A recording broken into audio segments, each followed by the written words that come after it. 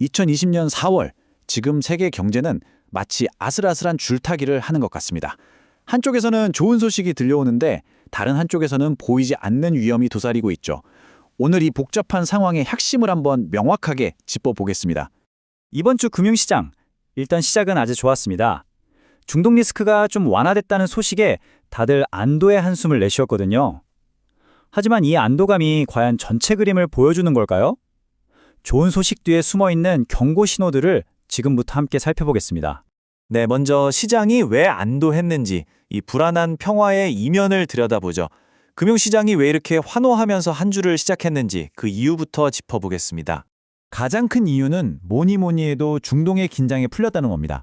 이란이 호르무즈 해협 통행을 다시 허용하면서 와, 이거 글로벌 공급망 마비되는 거 아니야? 했던 우려가 크게 해소됐고요. 이건 곧바로 국제유가 급락으로 이어졌습니다. 여기에 트럼프 대통령이 이란이랑 대화할 수도 있다는 신호를 보내니까 S&P 500 지수가 사상 최고치를 딱 찍어버렸죠. 시장은 즉각적으로 환호한 겁니다. 바로 이 질문이 오늘 우리가 던져야 할 핵심 질문입니다.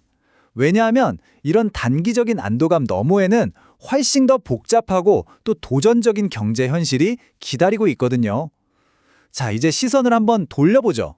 네, 시장은 잠시 웃었지만 이 랠리 너머에는 세계 경제 성장 자체를 위협하는 먹구름이 아주 짙게 드려져 있습니다.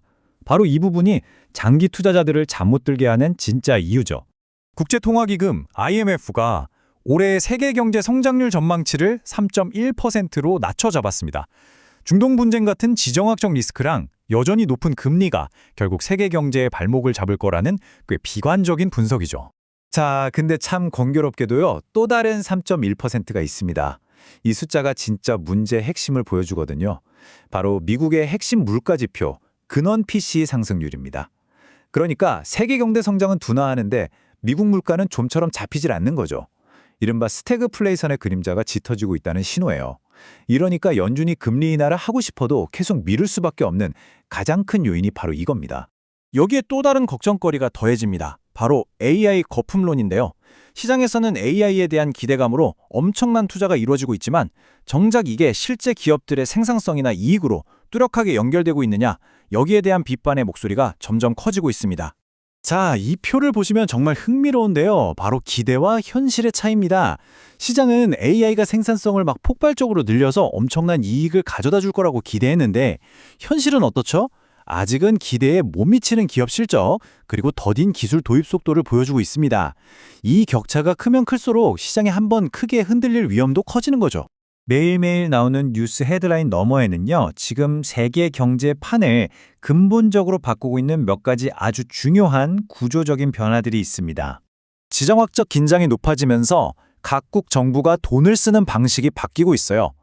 보시는 것처럼 국방 예산은 빠르게 늘어나는 반면에 미래 성장의 밑거름이 될 사회 기반 시설이나 R&D 투자는 오히려 줄어들고 있습니다. 이게 장기적으로는 성장 동력을 갉아먹는 재정의 덫이 될 수도 있다는 우려가 나옵니다. 동시에 탈중국 현상이 빨라지면서 전 세계 공급망 지도가 새로 그려지고 있습니다. 기업들의 생산 기지를 중국에서 베트남, 멕시코, 인도로 옮기고 있고요. 이건 그냥 공장 이전이 아니라 새로운 경제 동맹과 무역길이 만들어지고 있다는 뜻입니다. 특히 우리나라는 인도와의 협력을 강화하면서 새로운 기회를 찾고 있죠.